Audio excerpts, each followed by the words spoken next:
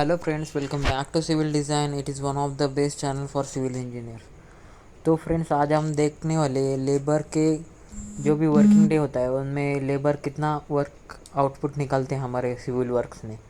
Civil के related जो भी वर्क है उनके जो भी उसके बारे में हम लेबर कितने टाइम लगाते, कितने लेबर चाहिए कितने काम के लिए, वो आज हम डिटेल में देखने वाले गाइज।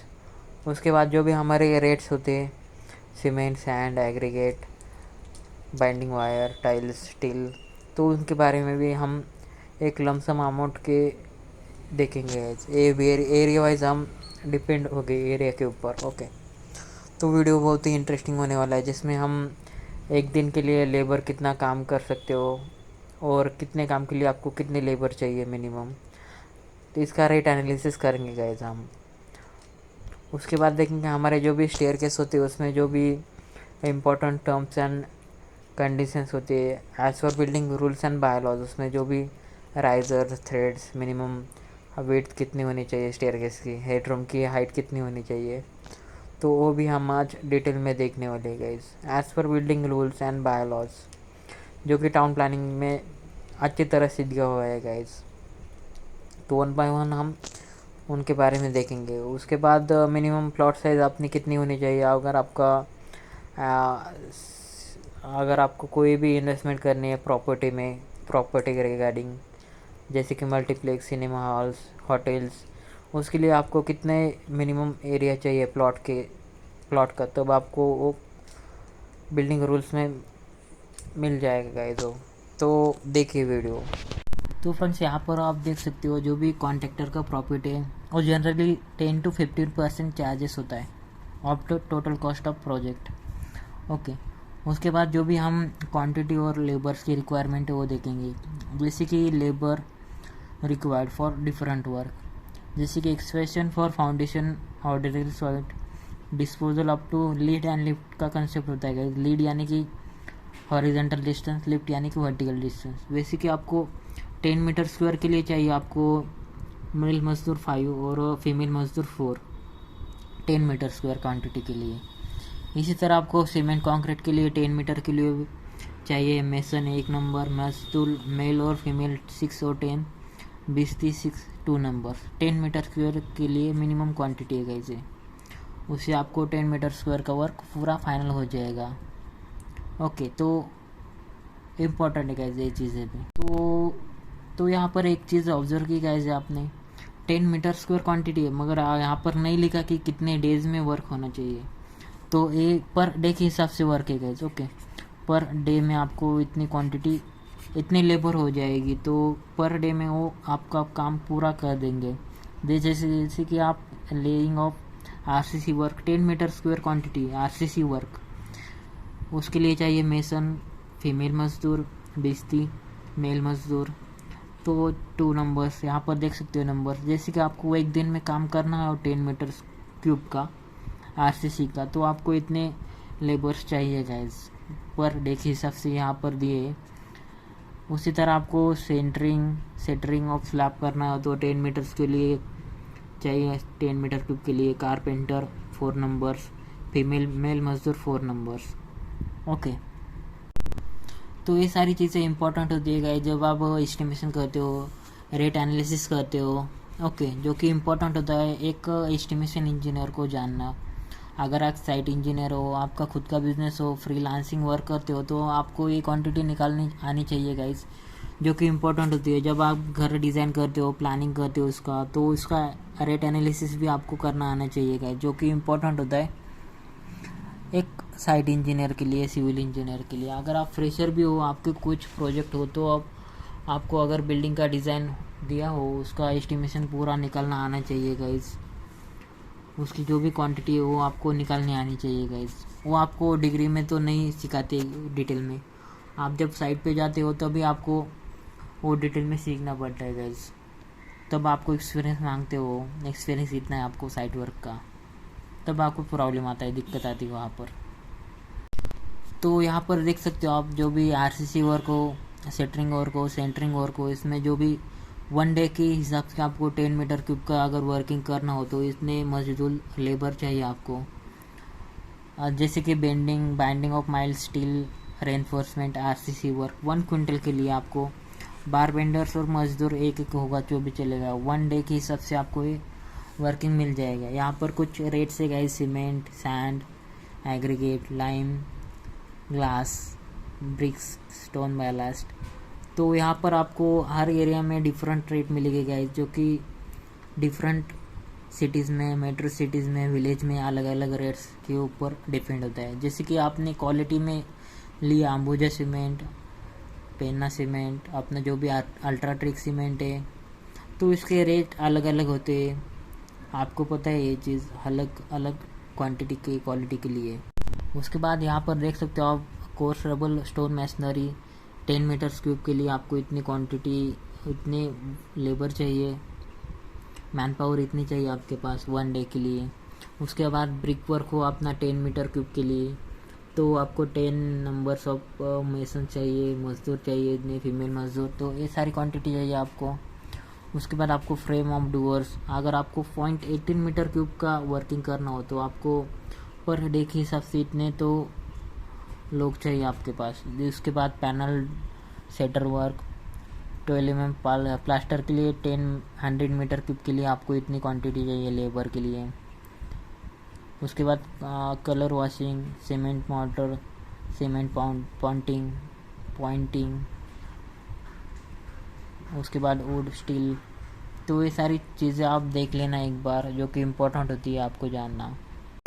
तो यहाँ पर मैं पूरा डिस्कस नहीं करने वाला, अगर आप चाहो तो इसका स्क्रीनशॉट निकाल सकते हो, जो कि इम्पोर्टेंट होता है एक एस्टिमेशन इंजीनियर के लिए, साइट इंजीनियर के लिए।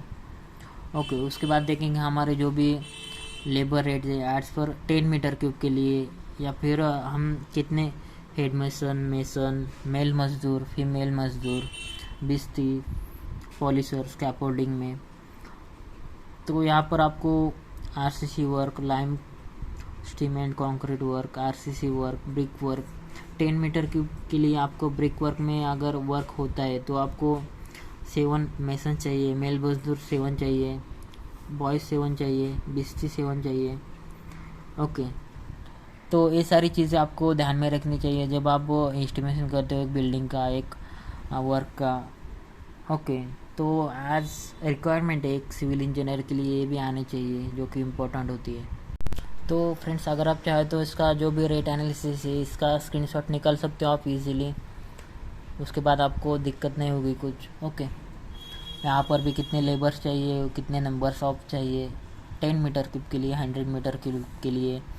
अगर आपका सीमेंट फ्लोरिंग वर्क हो, टाइल वर्क हो, यूसीआर हो, ब्रिक वर्क हो, सीमेंट वर्क हो, फाउंडेशन हो, तो आप इजीली इसका कैलकुलेशन कर सकते हो। यहाँ पर 100 मीटर क्यूब का अगर आपका टाइल वर्क हो मीटर स्क्वायर में, तो उसके लिए मेसन 1 डे के हिसाब से कितने चाहिए। ओके, पूरा बहुत बड़ा प्रोजेक्ट हो, आपका हाई राइज बिल्डिंग कंस्ट्रक्शन कर रहे हो, तो आपको ये सारी चीज़ें ध्यान में रखनी चाहिए, जो कि इम्पोर्टेंट होती है, आपको आनी चाहिए उसकी फिनिशिंग में। ये सारी चीज़ें आपको as a site engineer, as a civil engineer, as a estimation engineer, quantity surveyor आपको पता होनी चाहिए गाइस। फ्रेंड्स, उसके बाद देखेंगे हमारे जो भी मार्केट रेट्स है मटेरियल एंड लेबर। उसके बाद सीमेंट अपना जो आता है 300 to 350 पर बैग, सैंड आता है हमारा 640 क्यूबिक मीटर। ओके, तो उसके बाद आपका सीमेंट सैंड तो हमारा ब्रास में आता है। ओके, 1100 स्क्वायर क्यूबिक फीट में, 100 क्यूबिक फीट के लिए अपना 1 ब्रास होता है गैस। यूनिट कन्वर्जन का वीडियो आपने नहीं देखा तो एक बार देख लीजिए, वहाँ पर हमने बहुत सारे यूनिट कन्वर्जन के बारे में देखा है। यहाँ पर होगा सीमेंट, सैंड। ओके, वहाँ पर आपको ब्रिक्स चाहिए सेकंड क्लास की, अगर आपको चाहिए तो 2500 रुपये में आपको 1000 नग अभी तो नहीं मिलेगा आपको, 5000 में आपको 1000 नग मिल जाएगी गाइस। ओके, जो कि पुराने रेट से यहाँ पर आप अपडेट कर सकते हो इसमें। उसके बाद माइल्ड स्टील चाहिए जो कि टन में होता है, वो 49,000 पर टन मिल जाएगा अभी फ़िलहाल, उसके रेट अलग अलग है। ओके, यहाँ पर सैंड जैसे कि क्यूबिक मीटर में आता है, लाइम, टीक वुड, साल वुड, ग्लास 3 mm थिकनेस। उसके बाद brick powder, brick blast, stone blast, stone aggregate जो कि आता है हमारा 640। बाइंडिंग वायर अभी 40 तो नहीं रहेगा, अभी 70 का रेट है गाइस। ओके, 70 रुपीज़ पर केजी के हिसाब से। टाइल्स, यहाँ पर टाइल्स का भी रेट चेंज है गाइस। उसके बाद पॉलीस्टोन, स्कैफोल्डिंग, वाइट सीमेंट, उसके बाद जो भी ग्लास टाइल से, एसी सीट से, मोसेक टाइल से, तो ये सारी चीज़ें as a civil engineer, site engineer आनी चाहिए गाइस, जो कि इम्पोर्टेंट होती है आपके लिए, एक सिविल इंजीनियर के लिए, एस्टिमेशन इंजीनियर के लिए, क्वांटिटी सर्वेयर के लिए। तो गाइस ये हमारी प्लेलिस्ट है, आप देख सकते हो। इसमें हर एक चीज़ हमने डिस्कस की, आपके आरसीसी डिज़ाइन के रिलेटेड, आपके फाउंडेशन के रिलेटेड, आपके जो भी स्ट्रक्चरल डिटेल्स है, शेड्यूल से, कॉलम, बीम, स्लैब के जो भी डिज़ाइनिंग के स्ट्रक्चर रिलेटेड हमने सब चीज़ें वहाँ पर डिस्कस किए गए। आप इंडिपेंडेंटली अपना G+2 स्टोरी बिल्डिंग डिज़ाइन कर सकते हो इजीली गाइस, हमारे वीडियोस देख के। फ़िलहाल तो कुछ वर्किंग बाकी है, इसलिए वो वीडियो शेड्यूल है, आपको जल्दी वो वीडियोस अवेलेबल हो जाएगी गाइस। उसमें हर एक चीज़ आपको मिलेगी गाइस जो कि साइट इंजीनियर के रिलेटेड है।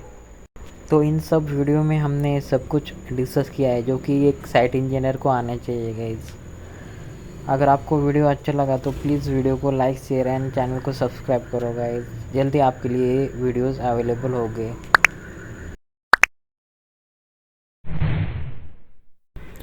तो गाइस मेरा एक कंस्ट्रक्शन फर्म भी है, Dream Homes Builders and Developers. अगर आपको कोई 3D एलिवेशन चाहिए, 3D प्लान चाहिए, या फिर आपको बिल्डिंग का कोई भी आरसीसी डिज़ाइन के रिलेटेड कोई भी वर्किंग चाहिए, एस्टिमेशन, प्लानिंग, शेड्यूलिंग, उसके बाद क्वांटिटी सर्वे का कोई भी वर्क हो, तो मुझे आप फ्रीली कॉल कर सकते हो गाइस। अगर आपको आर्किटेक्चर ड्राइंग चाहिए, प्लानिंग चाहिए, उसके बाद उसका जो कोई भी इंटीरियर वर्क हो आपके घर का या फिर आपके फ्रेंड्स का, तो मुझे फ्रीली आप कॉल कर सकते हो गाइस। अगर आपको कोई भी आरसीसी के रिलेटेड कोई भी प्रॉब्लम आ जाए तो मुझे फ्रीली कॉल करना गाइस। आप चाहे तो मेरा कॉन्टैक्ट नंबर और मेरी जो भी कॉन्टैक्ट डिटेल है यहाँ पर दी है मैंने। Thank you. तो फ्रेंड्स आज का वीडियो बहुत ही इंपॉर्टेंट होने वाला है, जिसमें हम बहुत सारी चीज़ें डिस्कस करेंगे। हमारे जो भी स्टेयरकेस है उसके लिए जो भी हमारे थंब रूल्स है ऑन साइट, वो हम डिस्कस करने वाले गाइस। यहाँ पर आपको minimum width of common staircase पता होना चाहिए उसकी। अगर आपकी रेसिडेंशियल बिल्डिंग है, एजुकेशनल बिल्डिंग है, हॉस्पिटल है, असेंबली बिल्डिंग है, या फिर इंडस्ट्रियल स्टोरेज, ओके, तो आपको मिनिमम उसका वेट चाहिए तो 1.2 मीटर, 1.5 मीटर आपके रेसिडेंशियल बिल्डिंग के लिए। अगर आपको रेसिडेंशियल बिल्डिंग का प्लान चाहिए तो आप देख सकते हो यहाँ पर जो विड्थ होती है स्टेयरकेस की, वो आपको चाहिए 1.2 मीटर या फिर 1.5 मीटर के आसपास। ओके, ये प्लान है टेरेस बिल्डिंग के लिए, मतलब रेसिडेंशियल बिल्डिंग के लिए। यहाँ पर अच्छी तरह से डिज़ाइन किया हुआ है। यहाँ पर 2 स्टेयरकेस है, बीच में लिफ्ट से 3, ओके, डक्ट्स, किचन, हमारे बेडरूम, ओके। यहाँ पर पैसेज चाहिए आपको 1.2 मीटर का, फिर उसके बाद लॉबी, ओके। तो मिनिमम वेट चाहिए आपको रेसिडेंशियल बिल्डिंग के लिए 1.2 मीटर टू 1.5 मीटर। यहाँ पर आप देख सकते हो 2 स्टेयरकेस, 3 लिफ्ट, बहुत सारे फ्लैट्स है यहाँ पर, ओके। 2 BHK, 1 BHK के लिए, बीच में पैसेज, वहाँ पर यहाँ पर एक फ्लैट, यहाँ पर एक। तो हमारा सिमेट्रिकल प्लान है, यहाँ से कट किया तो यहाँ पर और यहाँ पर सेम आ जाएगा प्लान, ओके। यहाँ पर आपने एक चीज़ ऑब्जर्व की, यहाँ पर जो भी 4th फ्लोर है हमारा, 405 यानी कि 4th फ्लोर है, E1 फ्लोर है हमारा, ओके। E1 और ऑड के लिए कंडीशन अलग होती है, जैसे कि आप देख सकते हो E1 और ऑड के लिए आपको टेरेस और कुछ बालकनीज अलग अलग मिल जाएगी E1 और ऑड के लिए। यहाँ पर प्लान में देख सकते हो आप, ये 306, ओके, 305, 306, इसी तरह आपको 405, 406। तो E1 और ऑड में फ़र्क होता है कुछ टेरेस में। यहाँ पर एक टेरेस है, यहाँ पर अल्टरनेटिंग टेरेस है, तो अल्टरनेटिंग का डिफरेंस होता है उसमें। तो हम देख रहे थे स्टेयरकेस के लिए। अगर आपकी स्टेयरकेस मिनिमम वेट चाहिए उसकी 1.2 टू 1.5 मीटर, ये रेसिडेंशियल अपार्टमेंट है हमारा, ओके, हाई राइज बिल्डिंग है। इसके लिए इसकी जो इम्पोर्टेंट थिंग्स उसकी जो हाइट चाहिए आपको यहाँ पर देख सकते हो। एलिवेशन अच्छी तरह से चाहिए गाइज। ओके, इम्प्रेसिव दिखना चाहिए उसमें, तो अच्छी तरह से आपको देना होता है। यहाँ पर एक लिखा है perfect living re utmost and smart space. Okay, privacy, light, ventilation, perfect ventilation होना चाहिए, लाइवली लाइट होनी चाहिए, एटमोस्ट प्राइवेसी होनी चाहिए, स्मार्ट स्पेस होना चाहिए। Across 30 acres of project a well appointed livings. Okay, architect, landscape artist, engineers join hands to give you a home exceed your expectation. तो बहुत अच्छी तरह से उन्होंने फ्लैट के डिज़ाइन किए, प्लानिंग की है।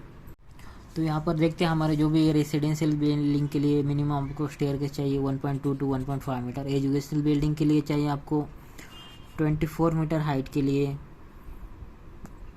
चाहिए 1.5 मीटर। अगर उसकी 24 मीटर हाइट के ऊपर हो गई अपनी हाइट ऑफ बिल्डिंग तो उसके लिए चाहिए 2 मीटर की वेट चाहिए आपको। हॉस्पिटल के लिए आपको चाहिए 10 बेड के लिए 1.2 मीटर और 10 बेड के लिए 2 मीटर। असेंबली बिल्डिंग के लिए 2 मीटर। ओके, उसके बाद business, industrial, storage, hazardous building के लिए 1.5 मीटर। लो राइज के लिए, हाई राइज के लिए 2 मीटर। तो मैक्सिमम आपको 2 मीटर उसकी देनी है और मिनिमम आपको 1.5 मीटर तो देनी है हर एक केस में। कोई भी बिल्डिंग हो आपकी 1.2 to 1.5 मीटर मिनिमम, और मैक्सिमम आपकी चाहिए 1.2 मीटर के आसपास। ओके, जो कि इम्पोर्टेंट है as per building rules and bylaws. Minimum width of staircase, यहाँ पर कुछ थंब रूल्स है। जैसे कि फ़्लाइट में देखा जाए तो फ़्लाइट में 12 राइजर्स के ऊपर राइजेस नहीं होने चाहिए। ओके, 12 राइजेस के ऊपर फ्लाइट में राइजेस नहीं होने चाहिए। No flight shall contain more than 12 rises. Okay, उसके बाद राइजर की जो हाइट होती है वो 16 सेंटीमीटर और 25 सेंटीमीटर। ओके, ज़्यादा से ज़्यादा 25 सेंटीमीटर होनी चाहिए और कम से कम 16 सेंटीमीटर होनी चाहिए, यानी कि 160 mm और 250 mm में लिया तो सेंटीमीटर भी लिया तो मैक्सिमम 25 सेंटीमीटर, मिनिमम 16 सेंटीमीटर। तो as per building rules and bylaws आपको जब आप राइज़र प्रोवाइड करते हो तो तब आपको ये सारी चीज़ें आपको ध्यान में रखनी चाहिए। जैसे कि आपने वेट की तरफ देखा है उसके साथ ही आपको राइज़र, थ्रेड्स, हेडरूम, ये सारी चीज़ें ध्यान में रखनी चाहिए। उसके बाद राइज़र के बाद आपको थ्रेड्स, यानी कि आपने जो फुट्स रखते हो उसके लिए आपको यहाँ पर थ्रेड इसके बोलते हैं गाइस। ओके, जहाँ पर आप फुट रखते हो अपना पैर रखते हो वहाँ पर थ्रेड के लिए आपको चाहिए मैक्सिमम चाहिए आपको जो भी एरिया है 30 सेंटीमीटर तो आपको मिनिमम देना है गाइस। ओके, अगर आपको मिनिमम वेट दे वहाँ पर तो 25 ले सकते हो, मगर 30 सेंटीमीटर तो चाहिए गाइस। जहाँ पर अपना पैर अच्छे से रख सकते हो आप, उसके लिए आपको 30 सेंटीमीटर विड्थ देनी होती है गाइस, जो कि इम्पोर्टेंट होती है एक प्लानिंग के हिसाब से। एक रेसिडेंशियल, पब्लिक बिल्डिंग, कोई भी बिल्डिंग हो आपको थ्रेड्स देना है 30 सेंटीमीटर। ओके, और राइज़र देना है आपको 16 सेंटीमीटर मिनिमम, मैक्सिमम 25 सेंटीमीटर। तो इसी के बीच में आना चाहिए गाइस। जैसे कि एक फ्लाइट में हमारे 12 राइजेस चाहिए।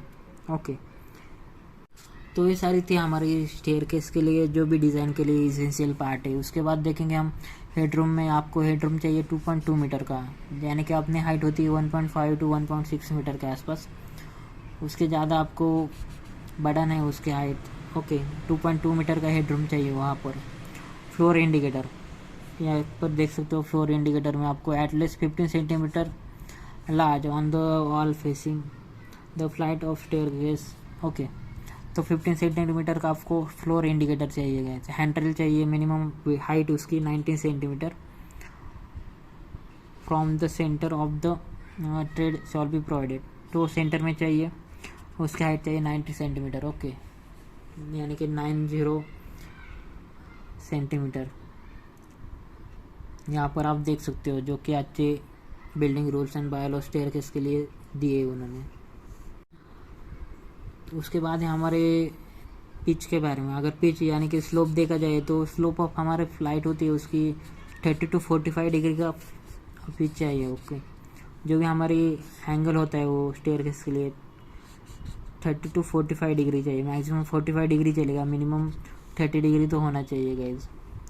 तो यहाँ पर आपने देखा फ्लाइट में 12 अराइजेस चाहिए, अराइजर के लिए 16 सेंटीमीटर टू 25 सेंटीमीटर दे सकते हो। थ्रेड आपको 30 सेंटीमीटर देना है। हेडरूम आपको चाहिए 2.2 मीटर का। उसके बाद हैंडल चाहिए आपकी उसकी हाइट चाहिए 90 सेंटीमीटर के आसपास। उसके बाद आपको जो एंगल देना होता है फ़्लाइट में, ओके, वो चाहिए आपको 30 टू 45 सेंटीमीटर। ये सारी चीज़ें थी as per building rules and bylaws town planning के हिसाब से हमने डिस्कस की। यहाँ पर आपने देख सकते हो टाउन प्लानिंग का बुक है यहाँ पर। ओके, तो ये सारी चीज़ें आपको ध्यान में रखनी चाहिए। आप अगर इसका मैनुअल आरसीसी डिज़ाइन चाहिए तो प्लीज़ कमेंट बॉक्स में आरसीसी डिज़ाइन ऑफ स्टेयरकेस लिख देना। ओके, स्टेयरकेस का आरसीसी डिज़ाइन चाहिए तो प्लीज़ कमेंट बॉक्स में अपना इस वीडियो को सपोर्ट करना। जितने ज़्यादा से ज़्यादा लाइक आएंगे उसके ऊपर हमको मोटिवेशन मिलेगा वीडियो बनाने के लिए। आपके जो भी लाइक करते हो तब एक मोटिवेशन मिलता है वीडियो बनाने के लिए। ओके, तब आपको इसका आरसीसी डिज़ाइन मैनुअल एनालिसिस मिल जाएगा। उसमें जो भी बार बेंडिंग शेड्यूल है उसका एस्टिमेशन कॉस्टिंग कैसे करते हैं, ये बिल्डिंग के लिए कौन कौन सी चीज़ें इंपॉर्टेंट होती है। ओके, अगर इसको डिटेल में जानना हो तो प्लीज़ वीडियो को जितना हो सके उतना लाइक करना गाइस। एक साइट इंजीनियर, सिविल इंजीनियर को ये सारी चीज़ें आनी चाहिए गाइस, जो कि बेसिक इंटरव्यू क्वेश्चन भी होती है और हमारे कॉम्पिटिटिव एग्ज़ाम में भी ये क्वेश्चन पूछे जाते हैं। यहाँ पर हम देखेंगे जो भी रिस्पॉन्सिबिलिटी ऑफ ओनर है बिल्डिंग बायलॉज एंड रूल्स में, उसको तो चाहिए surveyor, architect, engineer, structural designer and एक क्लर्क या फिर सुपरवाइज़र चाहिए होता है। ये सब चाहिए आप उनके लिए। जो भी ओनर के लिए चाहिए एक licence surveyor, licence architect, licence engineer, तो रजिस्टर्ड इंजीनियर होना चाहिए, रजिस्टर्ड एक आर्किटेक्चर और स्ट्रक्चरल डिज़ाइनर होना चाहिए उसके वर्किंग के लिए। जब आप एक हाई राइज बिल्डिंग डिज़ाइन करते हो तो उसमें आपकी बहुत ही बढ़िया इन्वेस्टमेंट होती है एक बिल्डर की, एक डेवलपर की। तो इसमें आपको ये सारे जो भी लगते हैं architect, senior engineer, civil engineer, designer, RCC designer, structural designer, architect, तो ये सब अच्छे होने चाहिए और लाइसेंस होनी चाहिए, ऑथोरिटी होनी चाहिए, उसके साइन और स्टैम्प्स लगते हैं वहाँ पर। उसके बाद बिल्डिंग रूल्स एंड बायलॉज में ये टाउन प्लानिंग के हिसाब से हम देखेंगे सेटबैक डिस्टेंस और बिल्डिंग लाइंस किससे कहते हैं गाइस। यहाँ पर देख सकते हो आप सेटबैक डिस्टेंस जो होता है हमारा varies from 1 meter to 1.5 meter for a congested area and 4 meter to 6 meter for undeveloped area। तो यहाँ पर इस डायग्राम में देख सकते हो आप जो कि बिल्डिंग की हाइट कितनी होनी चाहिए, उसके बाद सेटबैक डिस्टेंस इसका कितना होना चाहिए। यहाँ पर सेटबैक डिस्टेंस 1 to 1.5 मीटर होना चाहिए आप से मेट्रो सिटीज़ में। ओके, जब मेट्रो सिटीज़ में आप अपार्टमेंट या फिर अपना होम या बिल्डिंग डिज़ाइन करते हो तब आपको जो भी मिनिमम एरिया है as per building rules and biology रखना है। उसकी जो भी हाइट है first floor, second floor, semi detach और डिटैच बिल्डिंग के लिए ये सिर्फ। यहाँ पर जो बिल्डिंग बायोलॉजी सेटबैक डिस्टेंस यहाँ पर देख सकते हो। आप जब बिल्डिंग बनाते हो तब आपको सेटबैक डिस्टेंस छोड़ना पड़ता है। यस, यानी कि सेटबैक डिस्टेंस वो आपको अच्छी तरह से as per building rules and norms होना चाहिए। यहाँ पर रोड विड्थ, ओके, यहाँ पर आपको मिनिमम एंगल 45 टू 63.50 होना चाहिए ग्राउंड फ्लोर, फर्स्ट फ्लोर। और जो भी सेटबैक डिस्टेंस है ये फ्लोर टू फ्लोर हाइट और उसका जो भी बीच में का डिस्टेंस है उससे सेटबैक डिस्टेंस कहते हैं।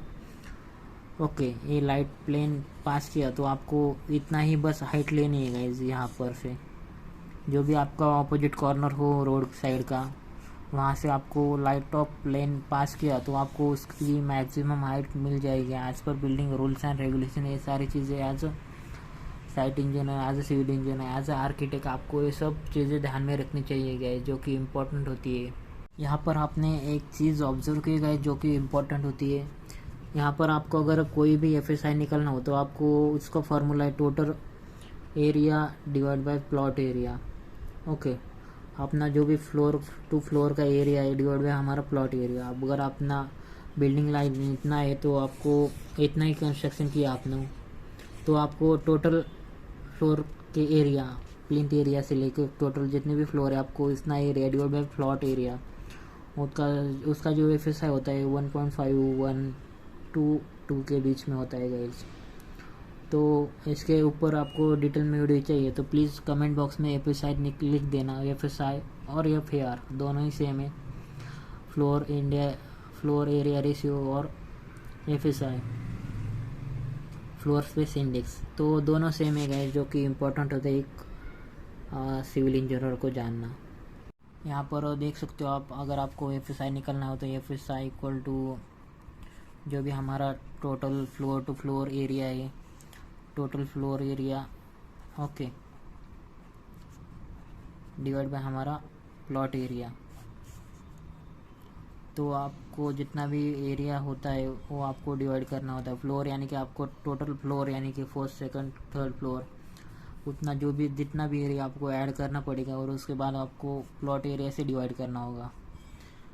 ओके, वहाँ से आपको FSI निकल के आ जाएगा। एज़ पर म्यूनसिपलिटी आपका जो भी मेट्रो सिटीज़ है या फिर विलेज है, तो आपको FSI देखना होगा यहाँ पर कितना FSI आपको प्रोवाइड किया होता है। उसके ऊपर आपको सेटबैक डिस्टेंस भी वहाँ पर आपको बिल्डिंग रूल्स और बायलॉज में मिल जाएगी, कितना सेटबैक डिस्टेंस छोड़ना होता है। तो ये सारी चीज़ें आती है हमारी FSI में, FAR में, बिल्डिंग रूल। यहाँ पर आप देख सकते हो FSI फ्लोर स्पेस इंडेक्स, जो कि हर एक सिटी और मेट्रो सिटीज़ में अलग अलग होता है। जैसे कि रेसिडेंशियल जोन 1 जोन 2, उसके बाद natural growth of village, commercial zone industrial में, स्टार होटल जो कि अच्छे बड़े होटल है उसके लिए वो एरिया का डिपेंड होता है। एज एरिया के ऊपर आपको 1.8 टू 2.25 यानी कि 1 to 2.25 के बीच में मिलेगा FSI। यहाँ पर देख सकते हो ground floor plus 2 upper floor और 10 metre height whichever is less. Okay, यहाँ पर आपने देखा कि ग्राउंड फ्लोर और 2 फ्लोर जो भी FSI है, यहाँ पर उसकी जो हाइट है वो 10 मीटर से ज़्यादा नहीं होने चाहिए, मैक्सिमम 10 मीटर ले सकते हो। यहाँ पर ये राइट एंगल ये 63 का रूल यूज़ कर सकते हो, 63 डिग्री लाइन पास करके, लाइट ऑफ प्लेन पास करके। उसके बाद रेसिडेंशियल जोन 1 2 3 के लिए आपको 1.8 1.2 0.3 इस तरह आपको एरिया प्रोवाइड किया जाता है, FSI प्रोवाइड किया जाता है आज पर आपने जो भी मेट्रो सिटीज़ और सिटीज़ है उनके जो भी रूल्स है।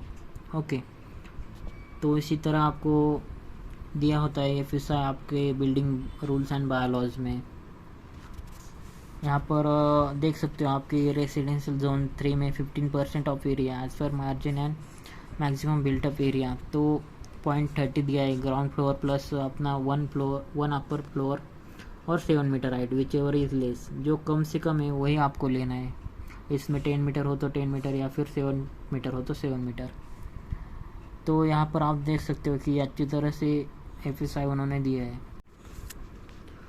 उसके बाद जो भी नेचुरल ग्रोथ अपना अगर नया विलेज है तो उसका FSI होगा 1.2, उसका जो भी फेसिंग स्ट्रीट और more than 12 metre width. Okay, तो वो 1.2 यानी कि आप देख सकते हो इसमें 1.2 यहाँ पर देखा जाए तो FSI 1.2, यहाँ पर आपको 1.2 दिया। तो आपका अगर विलेज में रहे तो 1.2, अगर आपको 1000 स्क्वायर फीट का एरिया है, ओके 1000, तो आपको total floor to floor area निकाल सकते हो आपको। ओके, 1.2 इंटू 1000 यानी कि आपने इससे मल्टीप्लाई किया तो आपको टोटल बिल्टअप एरिया आपको निकल के आ जाएगा गाइस। ओके, टोटल तो ये आता है गाइस यहाँ पर 1200 का एरिया आपको निकल के आता है। यहाँ पर आप डिवाइड करोगे तो ये निकल के ईजी वे में आ सकता है। तो यहाँ पर आप ऑब्जर्व कर सकते हो कि आपको अगर ये 1.2 का FSI दिया तो 1200 ही आप कंस्ट्रक्ट कर सकते हो।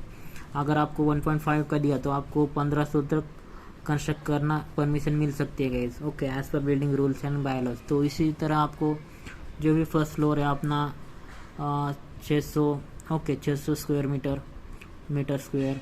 ओके, उसके बाद 6 स्क्वायर मीटर इतना एरिया निकल सकते हो, 6 और ऊपर वाला 300 मीटर स्क्वायर। ओके, तो इसी तरह आपको एरिया डिज़ाइन करना होता है अगर आपका प्लॉट मीटर स्क्वायर में हो तो। ओके, अगर स्क्वायर फीट में हो तो ये सारी क्वांटिटी आपको स्क्वायर फीट में आती है गाइस, जो कि इम्पोर्टेंट होती है आपको जानना। यहाँ पर आप देखना कि एफएसआई अच्छी तरह से निकालना, आपके जो भी बिल्डिंग रूल्स एंड बायोलॉजी उसको आपको जो एफएसआई मिलेगा आपको यहाँ से टोटल एरिया ऑफ प्लॉट मिल जाएगा। तो इसी तरह आपको एफएसआई जो भी कमर्शियल जोन्स हो 45% आपको एरिया छोड़ना होता है। उसके बाद एफएसआई लेना होता है 1.8 facing street of less than 12 metre height, 12 metre width. Okay 12 metre के विड्थ आपको लेस दैन होनी चाहिए। ओके अगर आपका कमर्शियल जोन हो तो, अगर आपका इंडस्ट्रियल जोन हो तो 50% आपको छोड़ना होता है एरिया। ओके मार्जिन छोड़ना होता है। उसके बाद maximum allowed area ground floor 0.50। उसके बाद स्टार होटल, आपका बढ़िया होटल हो तो ये चीज़ें आपको ध्यान में रखनी चाहिए, जो कि 2.25 का एफएसआई मिलेगा, मगर आपको maximum allowed ground floor is 0.40 मिलेगा गाइस। यानी कि अपना जो भी ग्राउंड फ्लोर है यहाँ पर आपको 0.40 हाइट मिल जाएगा। अपना जो भी आप बिल्टअप एरिया है वहाँ पर 0.40 भी एरिया मिल सकता है आपको। Hello guys, welcome to trading mindset. It is one of the best channel for stock market. अगर आप ट्रेडिंग में शेयर मार्केट में इंटरेस्टेड हो, अगर आपको शेयर मार्केट में बारे में कुछ भी जानना हो तो आप हमारे चैनल को ज्वाइन कर सकते हो। नीचे मैंने डिस्क्रिप्शन में उसकी लिंक दी है गाइस। अगर आप अपना शेयर मार्केट में अपना सेकेंडरी इनकम सोर्स बनाना चाहते हो शेयर मार्केट को, तो आप हमारा चैनल ज़रूर ज्वाइन कीजिएगा इस ट्रेडिंग माइंडसेट। अगर अभी तक आपने डीमैट अकाउंट ओपन नहीं किया तो हमारे लिंक से आप वो डीमैट अकाउंट फ्रीली ओपन कर सकते हो गाइस, जिसका कोई भी चार्जेस आपको नहीं लगेंगे और लाइफ टाइम के लिए आपको वो फ्री में मिलेगा गाइस। चाहे तो आप एंजल ब्रोकिंग का कर लो या फिर जीरोधा या फिर अपस्टॉक का कर लो, तीनों ही बेस्ट ब्रोकिंग प्लेटफॉर्म है गाइस। नीचे मैंने डिस्क्रिप्शन में लिंक दी है, उस लिंक से आपने अकाउंट ओपन किया तो आपको हमारा वीआईपी मेंबरशिप मिलेगा ग्रुप का ट्रेडिंग माइंडसेट के लिए। बस आपको उसका स्क्रीनशॉट हमारे व्हाट्सएप पे डालना होगा। मैं आपको वीआईपी मेंबरशिप में ग्रुप में आपको ज्वाइन कर लूँगा गाइस।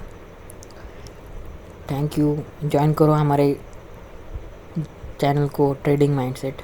नीचे डिस्क्रिप्शन में लिंक है।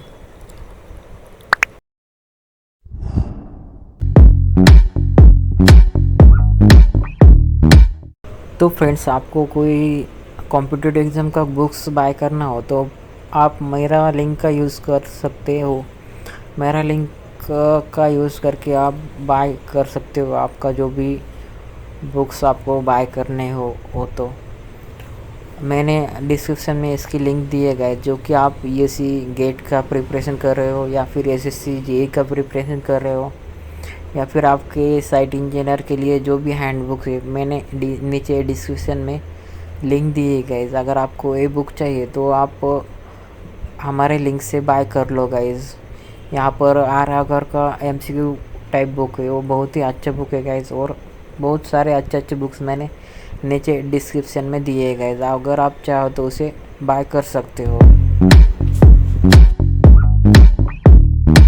तो फ्रेंड्स, आज का वीडियो बहुत ही इम्पोर्टेंट होने वाला है, जिसमें हम देखेंगे जो भी हमारे मिनिमम साइज़ ऑफ प्लॉट है उसका आप ज़्यादा से ज़्यादा इस्तेमाल कैसे कर सकते हो। ओके अगर आपके पास 100 मीटर स्क्वायर का प्लॉट हो, 200 का प्लॉट हो, 300, 500, 1000, तो इस तरह आपको कौन से डिज़ाइन कर सकते हो उसमें सेमी डिटैच हाउसेस, रो हाउसेस अच्छी तरह से उन्होंने दिया है। As per building rules and bylaws आपको कौन कौन सी चीज़ें ध्यान में रखनी चाहिए जब आप प्लान बनाते हो। ओके आज पर आपके इन्वेस्टमेंट पर्पज़ पे आपको कौन सी बिल्डिंग बनानी है, इंस्टीट्यूशनल, एजुकेशनल, मार्केट बनाना है या फिर educational building, colleges, schools, hostels, hotels, आप कोई भी बना सकते हो, मगर आपको मिनिमम एरिया कितना होना चाहिए जब आप वो लैंड बना सकते हो, ये यहाँ पर दिया है गाइस। तो आपको जब नीचे से स्टार्ट करते हैं, आपको अगर college, theatres, multiplex, cinema halls, petrol pumps बनाने हो तो आपको मिनिमम एरिया चाहिए गाइस 2000 मीटर स्क्वायर, उतना तो मिनिमम एरिया आपको चाहिए। Multiplex, theatre, colleges, assembly halls, service station, petrol pumps, multiplex, cinemas, cinema theatres, तो आपको इस बनाने के लिए 2000 मीटर स्क्वायर का एरिया मिनिमम चाहिए guys, as per building rules and bylaws. Okay, जो भी उसका इंटीरियर होता है, स्टेज होता है, सीटिंग अरेंजमेंट होती है, पार्किंग स्पेसेस होता है उसमें, तो बहुत सारी चीज़ें वहाँ पर इंक्लूडेड होती है, जिसके लिए आपको इतना बड़ा एरिया चाहिए होता है 2000 मीटर स्क्वायर मिनिमम। यहाँ पर देख सकते हो आप, मिनिमम इतना तो चाहिए। आप जब घर बनाते हो तो तब भी हम देखेंगे उसके लिए कितना एरिया चाहिए मिनिमम।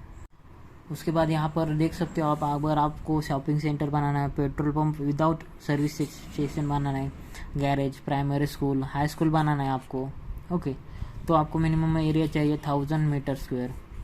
इसको आपने मल्टीप्लाई किया 10.76 से, तो आपको निकल के आ जाएगा स्क्वायर फीट में।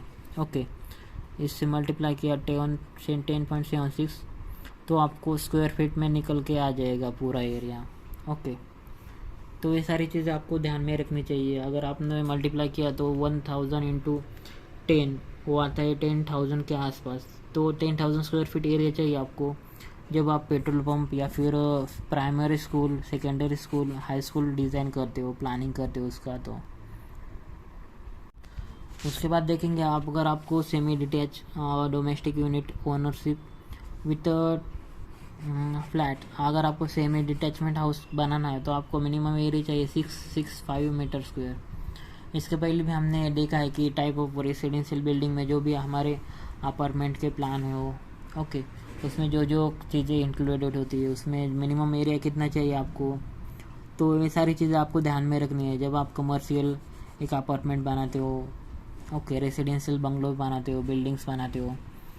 तो ये 3D, अगर इसके डिज़ाइन, RCC डिज़ाइन प्लानिंग आपको चाहिए तो प्लीज़ कमेंट बॉक्स में डिज़ाइन लिख देना गाइज। मैं आपको इसके ऊपर वीडियोस लाऊंगा अच्छे से, उसकी पूरी RCC डिज़ाइन, फाउंडेशन प्लान आपके साथ डिस्कस करूंगा गाइज।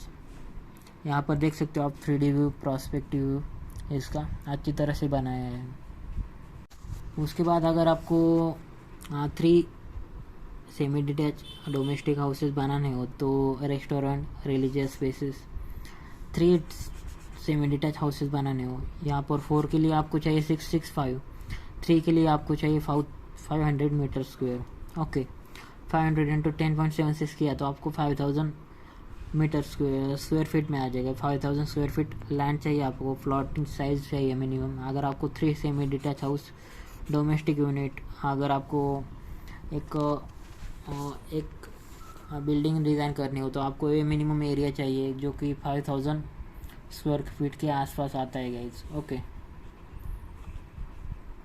तो यहाँ पर आपको मिनिमम एरिया दिया हुआ है 5500 मीटर स्क्वायर के लिए इतना। तो ये सारी चीज़ें आपको ध्यान में रखनी चाहिए जो कि इम्पोर्टेंट होती है एक civil engineer, architects, interior designer और फ्रेशर के लिए। तो फ्रेंड्स यहाँ पर देख सकते हो, अगर आपको 3 सेमी डिटैच हाउसेस बनाने हो, ओके, अगर आपको apartment, retail shop, restaurant, hotels बनाने हो तो आपको मिनिमम एरिया चाहिए 5500 मीटर स्क्वायर। ओके, 4 के लिए आपको चाहिए 665 मीटर स्क्वायर में। ओके, अगर आपको डिटैच और semi detach domestic building, workshop, post office, bank, infant school, तो आपको पोस्ट ऑफिस के लिए, बैंकिंग के लिए, वर्कशॉप के लिए आपको 333 मीटर स्क्वायर का एरिया चाहिए। 333 मीटर स्क्वायर का एरिया आपको चाहिए minimum as per building rules and bylaw जो कि टाउन प्लानिंग में लिखे हुए हैं। एक क्वेश्चन आपको कॉम्पिटेटिव एग्जाम में भी आ सकते हैं जैसे SSC के लिए, RRB के लिए, जो कि इम्पोर्टेंट होते हैं। उसके बाद अगर आपको बिल्डिंग के लिए units abutting on the roads 12 metre width, okay, 12 metre width के लिए आपको मिनिमम एरिया चाहिए प्लॉट के लिए 200 मीटर स्क्वायर का, तभी आप एक अच्छा सा अपना घर का यूनिट, एक बंगलो टाइप बना सकते हो। ओके, रो हाउसेस टाइप भी बना सकते हो। वहाँ पर आपको विड्थ चाहिए अप टू 12 मीटर, जो भी रोड का विड्थ है आपका। ओके, उसके बाद for building unit with no side to be less than 9 metre and shall be allowed on the road up to 9 metre width and let. 9 metre width के लिए, road के लिए आपको 100 मीटर स्क्वायर का मिनिमम प्लॉट एरिया चाहिए guys, जो कि as per building rules and bylaws, as per highest codal provision आपको मिनिमम एरिया दिए हुए यहाँ पर इतने सारे। इस तरह आपको डिसाइड कर सकते हो आपको कौन से डेवलपमेंट करनी है, किस में इन्वेस्टमेंट करनी है। उसी तरह आपको मिनिमम एरिया भी चाहिए उतना। यहाँ पर देख सकते हो as per IS specification and IS codal national building code, जो भी as per national building code and IS specification आपको प्रोवाइड किया हुआ है सब रूल्स एंड बायलॉज। यहाँ पर देख सकते हो आप ग्राउंड फ्लोर के लिए आपको थिकनेस ऑफ वॉल कितनी चाहिए, first floor, second floor, third floor के लिए आपको थिकनेस ऑफ वॉल कितनी चाहिए। जैसे कि अपना 2 स्टोरी बिल्डिंग है G+2 स्टोरी, उसके लिए सेकंड फ्लोर पे भी आपको 23 सेंटीमीटर 9 इंचेस की वॉल चाहिए गए, जो कि इम्पोर्टेंट होते हैं। और सभी आउटर वॉल है हमारे वो 9 इंचेस के लिए चाहिए gas, for in case of load bearing structure gas. Oh, यहाँ पर आप देख कर रहे हो लोड बेयरिंग स्ट्रक्चर के लिए। ओके, RCC के लिए आपको 4 इंचेस के लिए इंटरनल वॉल लिए तो भी चलेगा, मगर आप जब लोड बेयरिंग करते हो तब आपको 23 mm यानी कि 9 इंचेस की आउटर और इनसाइड वॉल भी चाहिए सेम। तो फ्रेंड्स यहाँ पर देख सकते हो आप थिकनेस ऑफ वॉल में जो भी as per IS codal provision और as per national building code के हिसाब से आपको जो भी आउटर और इनसाइड इंटरनल वॉल से अपनी वो 9 इंचेस के लिए चाहिए गैस। अगर आप G+3 बनाते हो तो भी आपको लोड बेयरिंग के लिए, यहाँ पर जो डिस्कस कर रहे हो आप हम वो लोड बेयरिंग के लिए गैस। तो ये सारी चीज़ें आपको ध्यान में रखनी चाहिए जब आप एक लोड बेयरिंग स्ट्रक्चर बनाते हो। वो ज़्यादा से ज़्यादा G+2 स्टोरी का ही बनेगा आपका मिनिमम। आप G+4 स्टोरी तक वहाँ से एक्सटेंड कर सकते हो, मगर G+2 स्टोरी अपना इकोनॉमिकल है। जैसे कि आपने पहले वीडियोस में देखा होगा हमारे कि डिफरेंस देखा था frame structure, composite structure, RCC structure का। ओके, अगर आपने वो वीडियोस नहीं देखा तो प्लीज़ एक बार देख लीजिएगा, बहुत सारी नॉलेज आपको वहाँ से मिल जाएगा। तो फ्रेंड्स यहाँ पर देख सकते हो आप जो भी margins and maximum built up area है as per building rules and byelaws, ये यहाँ पर हमारा टाउन प्लानिंग का बुक है। यहाँ पर आप देख सकते हो, अगर इसको आप परचेस करना चाहते हो तो नीचे मैंने लिंक दिए, वहाँ से आप अच्छे डिस्काउंट के साथ परचेस कर सकते हैं।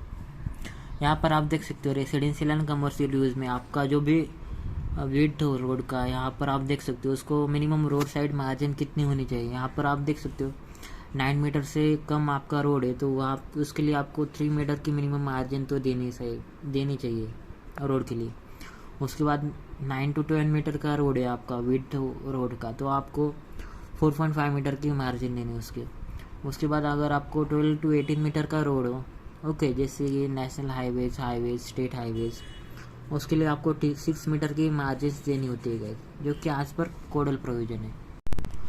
उसके बाद देखेंगे हमारे जो भी रेसिडेंशियल एंड कमर्शियल बड़े बड़े रो हाउसेस होते हैं, डिटैच, सेमी डिटैच रो हाउसेस, अपार्टमेंट प्लान होते हैं, उसमें आपको मार्जिन्स देना होता है। तो मिनिमम रोड मार्जिन आपको कितना देना चाहिए। अगर आपका रोड 9 मीटर, 12 मीटर, 18 मीटर या 18 मीटर से ऊपर है तो आपको कौन कौन सी मार्जिन और कौन कौन से बिल्डिंग रूल्स और बायोलॉज फॉलो करने होते हैं वो देखेंगे। अगर आपका रोड विड्थ 18 to 14 मीटर के आसपास है तो आपको 7.5 मीटर का मिनिमम मार्जिन रोड साइड में देना है गाइस। ओके, अगर आपका रोड की विड्थ 14 मीटर से ज़्यादा है तो आपको 9 मीटर का मार्जिन उसको प्रोवाइड करना है गाइस। तो यहाँ पर देख सकते हो आप उसके हाइट के बारे में भी हमने देखा है, इसकी मिनिमम हाइट कितनी होनी चाहिए, उसका FSI निकाला है हमने। अगर आपने वो वीडियोस नहीं देखो तो प्लेलिस्ट में जाके देख लेना गाइस। उसके बाद देखेंगे हमारे जो भी प्लॉट साइज़ है उसके में मार्जिन्स रियर साइड में और साइडवेज में कितनी होनी चाहिए। उसके बाद maximum built up area on any floor, okay, वो कितना होना चाहिए। तो अप टू 150 मीटर स्क्वायर, अगर आपका प्लॉट का एरिया 150 मीटर स्क्वायर है तो आपको साइड मार्जिन देनी है 2.25 मीटर वन साइड के लिए, और 60% आपको उसका मैक्सिमम बिल्टअप एरिया होना चाहिए एनी 1 फ्लोर के लिए। ओके, तो ये सारी चीज़ें आपको ध्यान में रखनी चाहिए जब आप प्लानिंग करते हो, एक प्लान बनाते हो, आइडियल प्लान बनाते हो या फिर लाइन प्लान, डिटेल प्लान बनाते हो, तो 60% आपको उसका 1 फ्लोर का एरिया होना चाहिए, built up area.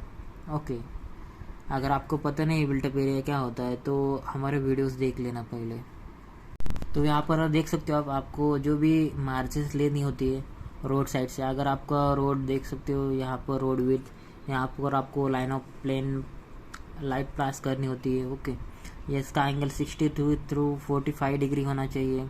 Ground floor plan आपका जो भी बिल्टअप एरिया है यहाँ पर आपको 60% ही देना है as per building rules and bylaws. Okay, जितना अपना FSI होगा 1.2, 1.5, 1.72, जैसे कि आपका मेट्रो म्यूनसिपालिटी के जो भी रूल्स है मेट्रो सिटीज़ में अलग अलग रूल्स होते हैं, उसके हिसाब से आपको अगर 1500 मीटर स्क्वायर का एरिया तो आपको 600 मीटर स्क्वायर 600 ऐसे करके आपको first floor, second floor, third floor ऐसे कि आपको FSI मिल जाएगा उसका। ओके, टोटल बिल्टअप एरिया और प्लॉट एरिया तो आपको पता है, टोटल बिल्टअप एरिया मिल जाएगा आपको। तो ये सारी चीज़ें ध्यान में रखनी चाहिए as a site engineer, civil engineer. आपने अगर इसका डिटेल में वीडियोस नहीं देखा तो प्लेलिस्ट में जाके देख लेना, इसकी लिंक मैंने नीचे डिस्क्रिप्शन में भी दी है। जैसे कि यहाँ पर आपके इसके हाइट और जो भी इसके इम्पोर्टेंट टर्म्स है यहाँ पर आप देख सकते हो। ओके, जो भी FSI होते हैं, मैक्सिमम परमिसिबल एरिया कितना होना चाहिए, उसके जो भी बिल्टअप एरिया के बिल्डिंग रूल्स एंड बायलॉज हमने डिस्कस किए। पार्किंग स्पेसेस कितनी होनी चाहिए कार के लिए, व्हीकल के लिए, एनी पब्लिक बिल्डिंग के लिए। तो यहाँ पर हमने सब डिस्कस किया है गाइज। आपने अगर हमारे वीडियोस नहीं देखे तो प्लीज़ एक बार देख लीजिए, बहुत सारी चीज़ें आपको मिल जाएगी सीखने के लिए। उसके बाद स्टेयरकेस का पूरा डिज़ाइन देखा है हमने, मिनिमम रिक्वायरमेंट कौन सी होनी चाहिए वहाँ पर। ओके, तो अब हम देखने वाले यहाँ पर आपका जो हमारा अभी का वीडियो है, मिनिमम मार्जिन्स और road side margin built up area कितना होना चाहिए। तो फ्रेंड्स यहाँ पर आप देख सकते हो मिनिमम बिल्टअप एरिया और मैक्सिमम बिल्टअप एरिया के बारे में। आपके अगर प्लॉट साइज 150 मीटर स्क्वायर के आसपास हो तो आपको maximum built up area for any floor आपको 60% देना होता है। उसके बाद वन साइड मार्जिन होनी चाहिए आपकी 2.25 मीटर। उसके बाद आपका अगर प्लॉट का एरिया 150 to 250 मीटर स्क्वायर है तो आपको रेयर साइड मार्जिन और वन साइड के लिए आपको 2.5 मीटर और 1.5 मीटर देना होता है। और उसके बाद आपको 50% और 90 metre square whichever is more आपको मैक्सिमम बिल्टअप एरिया देना होता है वन फ्लोर के लिए, एनी फ्लोर के लिए। उसके बाद आपका एरिया अगर प्लॉट साइज आपकी 250 मीटर स्क्वायर के ऊपर है तो आपको 3 metre on all side except the road side. Okay, उसके बाद 45% और 150 metre square whichever is more, तो आपको मैक्सिमम बिल्टअप एरिया उतना देना होता है। तो गाइस ये सारी चीज़ें थी हमारी जो कि इम्पोर्टेंट होती है हर एक सिविल इंजीनियर के लिए, साइट इंजीनियर के लिए। हाई राइज बिल्डिंग के बारे में देखा जाए तो हाई राइज बिल्डिंग में आपको मार्जिन्स और maximum built up area on one floor आपको देना होता है वो 30%। और यहाँ पर देख सकते हो हाई राइज बिल्डिंग के रूल्स यहाँ पर दिए हुए हैं, सब नहीं देखने वाला, सब जो मैंने वही डिस्कस करने वाले हैं हम। ओके, तो यहाँ पर देख सकते हो आप मिनिमम आपने जो देखा कि आपको जो भी मार्जिन रिक्वायरमेंट है, मिनिमम रोड साइड मार्जिन होती है कितनी होनी चाहिए as per building rules and bylaws. आपको मिनिमम जो भी रिक्वायरमेंट है यहाँ पर आप देख सकते हो, जो कि इम्पोर्टेंट होती है एक सिविल इंजीनियर को, साइट इंजीनियर को जानना। आप मैक्सिमम यूटिलाइजेशन ऑफ स्पेसेस करना चाहिए जो कि हर एक सिविल इंजीनियर के लिए, आर्किटेक्ट के लिए, स्ट्रक्चरल इंजीनियर के लिए इम्पोर्टेंट होता है। तो फ्रेंड्स यहाँ पर आप देख सकते हो जैसे कि विड्थ ऑफ स्ट्रीट आपकी अप टू 12 मीटर के लिए आपको 1.5 मीटर का मार्जिन देना होता है। मोर देन 12 मीटर के लिए आपको 2 मीटर का मार्जिन देना पड़ता है as per town planning building rules and bylaws. यहाँ पर देख सकते हो आप FSI यानी कि फ्लोर स्पेस इंडेक्स और मैक्सिमम परमिसिबल बिल्टअप एरिया कितना होना चाहिए। अगर आपका मैक्सिमम FSI 2 है तो आपको कौन कौन सी चीज़ें ध्यान में रखनी चाहिए। यहाँ पर देख सकते हो आपका अगर एरिया ऑफ बिल्डिंग जिसका आपका प्लॉट साइड 90 मीटर स्क्वायर है या उसके ऊपर है तो कौन कौन से रूल्स आपको as per building rules and bylaws देने होते हैं गाइस। जैसे कि आप देख सकते हो अप टू 90 मीटर स्क्वायर आपको maximum permissible built up area on a ground floor आपको 75% देना होता है। 90 मीटर का 75% अगर आपका FSI 2 हो मैक्सिमम तो। Okay, 75% maximum permissible built up area for ground floor up to 90 metre square के लिए लगता है। ओके, अगर आपका FSI 2 हो, हमने इसके पहले भी FSI के बारे में डिस्कस किया है, फ्लोर स्पेस इंडेक्स कैसे कैलकुलेट किया जाता है। Total floor to floor area जितने फ्लोर का डिवाइड बाय प्लॉट एरिया, उससे आपको FSI मिल जाएगा।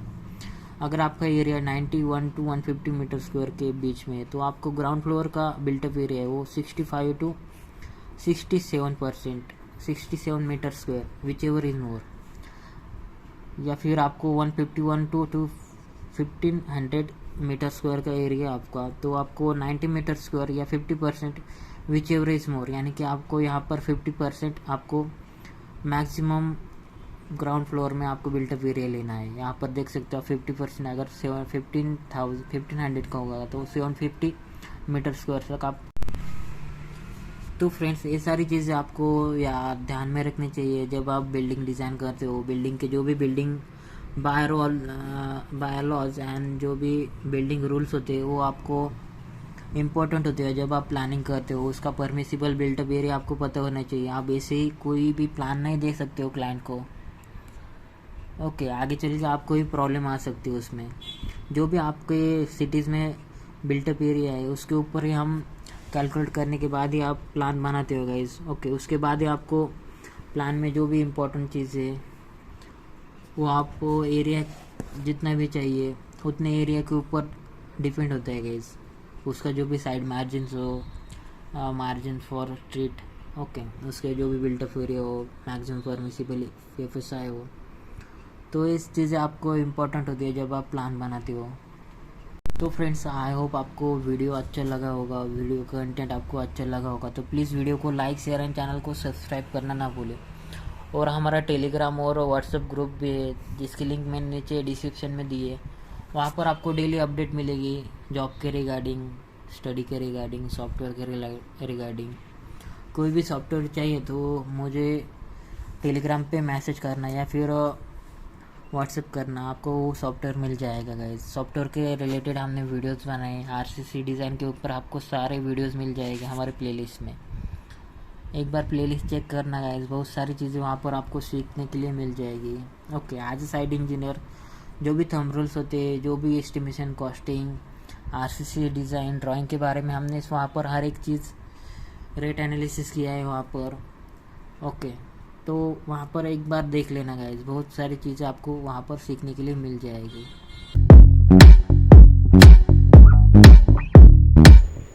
तो फ्रेंड्स, ये हमारी प्लेलिस्ट है, आप चाहे तो इसे देख सकते हो हमारे चैनल पे। इसमें हमने सब कुछ डिस्कस किया है, हमारे फाउंडेशन प्लान से लेके हमारे टेरेस प्लान तक हर एक चीज़ हमने वहाँ पर डिस्कस की है। ये वीडियोस आप चाहे तो हमारे प्लेलिस्ट में जाके देख सकते हो। हर एक शॉर्ट्स वीडियो भी बनाए हमने इसके ऊपर। टोटल 1000+ वीडियो है गाइस, आप चाहे तो इसे प्लेलिस्ट में जाके देख सकते हो। हमने AutoCAD की पूरी सीरीज़ बनाई है, सब ड्राइंग आपको वहाँ पर डिटेल में डिस्कस किया हमने। उसके बाद हमने ई टेंडरिंग के ऊपर भी बहुत सारे वीडियोस बनाए guys. E tendering system, GR, e tendering के लिए अप्लाई कैसे करना है, वो बहुत सारे वीडियोस आपको मिल जाएंगे गाइस। आप चाहे तो उसे प्लेलिस्ट में जाके देख लेना गाइस।